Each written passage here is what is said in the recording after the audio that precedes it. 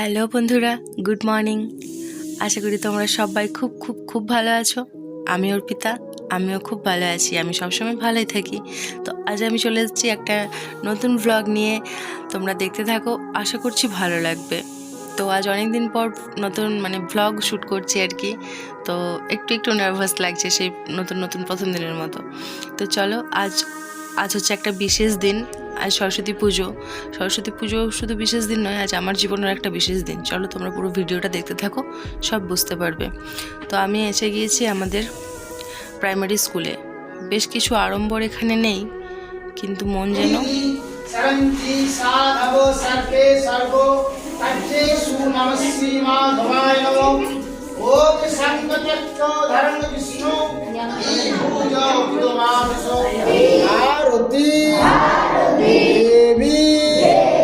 নমস্তুতে চন্দনা বিল্লদল সোহিত পুষ্পাঞ্জলি সরস্বত্র নমো নমো। দিদা সবাই হাত জোর করে বলো ওম ষষ্ঠী সবাই।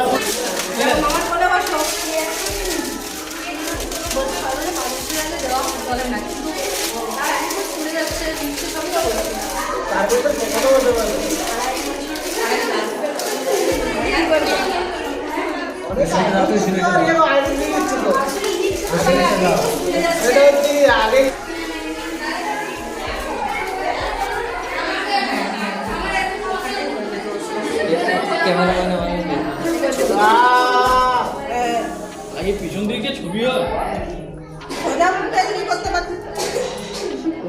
ও পাগল করে দেবে।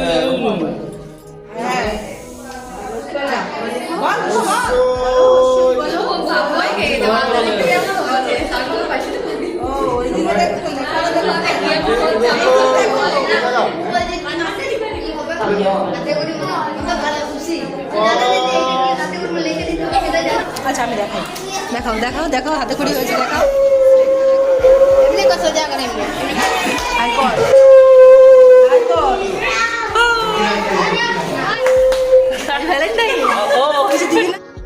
এখানে এই যে এক বৌদি আর আমাদের স্কুলের ম্যাডামের সাথে দেখা হয়ে গেল।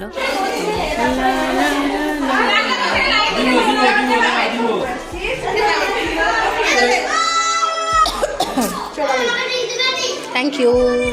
একটা ছেলে আমার এখন প্রসাদ খাওয়াতে ব্যস্ত। তো প্রথমবার এসেছে, প্রথমবার এসব কিছু দেখছে, ওর খুব ভালো লাগছে। তো আমাদের হয়ে গিয়েছে সব কাজ। তো এখন প্রসাদ খেতে খেতে যাচ্ছে। ওর আমি তো বুঝতে পারছি ও ভীষণ এনজয় করেছে, ওর ভীষণ খুশি হয়েছে। তো এবার মাইকে গান বাজছে, ও সেটা শুনে বলছে কোথায় গান বাজছে সেটা আমায় দেখিয়ে নিয়ে আসবে চলো। তারপর ওকে নিয়ে গেলাম যে বাচ্চারা যে ক্লাবের ওখানে যে পুজোটা করছে সেখানে গেলাম। সেখানে আবার কিছু ছোট ছোট ভাইদের সাথে দেখা হয়েছিল। এদিকে দেখো, তুমি খাবে কি না? খাবে না তুমি? ঘর যাবে না এখন? তুমি কি পড়েছো সবাইকে একটু দেখিয়ে দাও মাসুলিদের। ওখান থেকে আসার পর বেটুকে খেতে ডাকলাম, কিন্তু ও কিছুতেই খাবে না। তো আমার জোর খেতে লেগেছে, আমি এখানে খেতে বসে গিয়েছি। তো আমি খাওয়া দাওয়ার পর মাছ ছিল, মাছটা গোটা ছিল, কাটা ছিল না, সেই জন্য মাছটা আমি কেটে দিলাম। তো এই দেখো, তখনও শুনতে পেয়ে আমি মাছ কাটছি এটা বুঝতে পেরে যখন চলে এসেছে আমার কাছে, ওই দেখো বদমাইশি করার জন্য। তো এবার এখানে আমি মাছটা একটু ভেজে নেবো।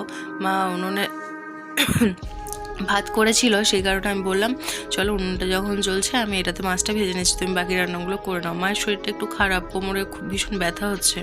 তো এখানে মা বাসন টাসনগুলো ধুয়ে নিচ্ছে আর আমি ওগুলো একটু এনে দিলাম। নিয়ে আসার পর বাবা একটা চাটপাপড়ি নিয়ে এসেছিলো, যেটা আমার ভীষণ পছন্দের। তো ওটাই এখন বসে বসে কাটছি, ছেলে ঘুমোচ্ছে।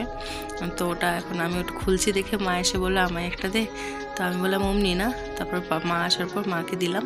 এবার বসে বসে ওটা আমি খেতে শুরু করলাম। জানো তো আমার পেট ভরে গেল, এটা তো মন ভরে না, আমি খেতে থাকলে খেতেই থাকি। তারপর যখন দেখলাম অর্ধেক হয়ে গেছে ভাবলাম যে না, রেখে দেওয়াই ভালো। এবার এই তো ছেলে উঠে পড়েছে, ওর জন্য একটা লেবু ছাড়াতে ছাড়াতে তোমার সাথে গল্পটা করে নিয়ে চলো। আজ আমি ছেলের হাতে খড়ি দিলাম, যদিও আমার ছেলের বয়স এখনও 3 বছরও হয়নি। সবাই বলে নাকি 5 বছরে হাতে খড়ি দিতে হয়, তো আমি দিয়েই দিলাম।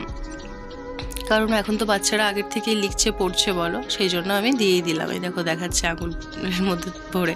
তো ওর বাবা ছিল না বলে ও খুব মন খারাপ করেছিল। আজ আমি আমার প্রাইমারি স্কুলে যেখানে আমি পড়াশোনা করেছি সেখানে ওর হাতে খড়ি দিলাম। এখন দেখি প্রাইমারি স্কুলে কেউ যায়ই না পুজোতে, শুধুমাত্র কয়েকটা কচিকাচা ছাড়া। তো হয়তো পুজোতে কোনো আড়ম্বর নেই, প্রতিমা নেই, ওর ঘট বা ফটোর পুজো হয়, কিন্তু আমার যেন ওখানে না গেলে শান্তিই হয় না। তো আজ ও ওর বাবাকে খুব মিস করেছে। তো চলো, আজ আমার জীবনে একটা ভীষণ বড় দিন ছিল, তোমাদের সাথে শেয়ার করলাম, আশা করি ভালো লাগলো।